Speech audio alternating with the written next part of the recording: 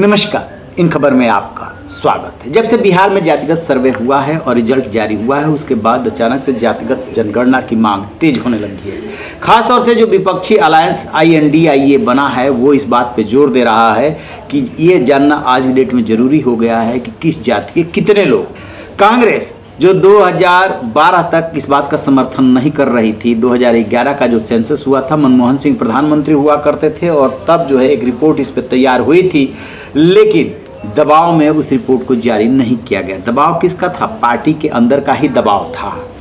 आज राहुल गांधी बहुत मुखरता से कहते हैं कि ये जानना बहुत जरूरी हो गया है कि किस जाति के कितने लोग। हद तो तब हुई जब वो प्रेस कॉन्फ्रेंस कर रहे थे और पत्रकारों से ही उनकी जाति पूछ डाली। पत्रकारों से सवाल किए इसको लेकर के और कहा कि बताइए कि इसमें से OBC दलित कितने हैं। किसी ने हाथ नहीं उठाया, तो वीडियो जर्नलिस्ट में से किसी ने हाथ उठाया। राहुल गांधी से संतुष्ट नहीं हुए।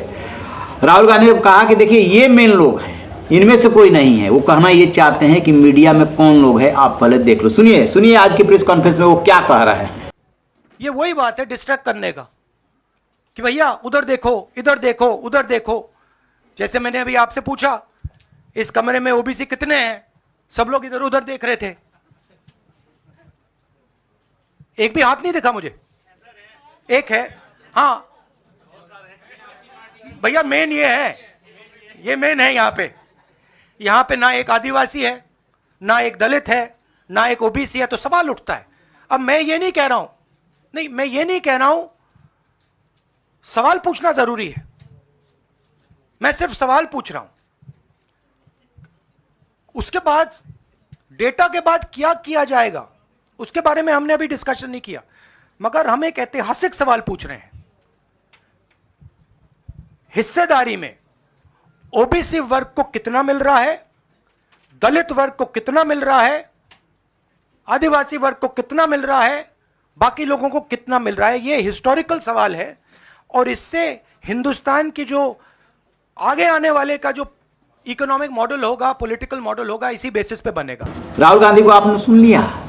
राहुल गांधी प्रेस कॉन्फ्रेंस में पत्रकारों की जात पूछ करके ये बताना चाहते हैं कि मीडिया में किस जाति के कितने लोग हैं।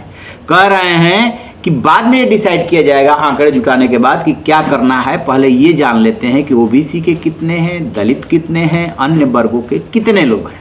ये कौन राहुल गांधी है? ये वही राहुल गांधी है जिन्होंने कि 2009 में कहा था कि वो कभी किसी से जाति नहीं पूछते हैं, और आज 2023 में वो कह रहे हैं कि पत्रकारों में कौन किस जाति का है वो बताइए। राहुल गांधी का ये स्टैंड रहा है कि 90 जो सेक्रेटरी हैं उसमें से सिर्फ 4 OBC हैं, और जो फाइनेंस यानी कि जो पैसा खर्च होता है वो सिर्फ 5% उनके नियंत्रण में है, या जिसको वो हैंडल करते हैं। वो ये चाहते हैं कि बजट का अधिकांश हिस्सा OBC खर्च करे क्योंकि उसकी आबादी ज़्यादा है।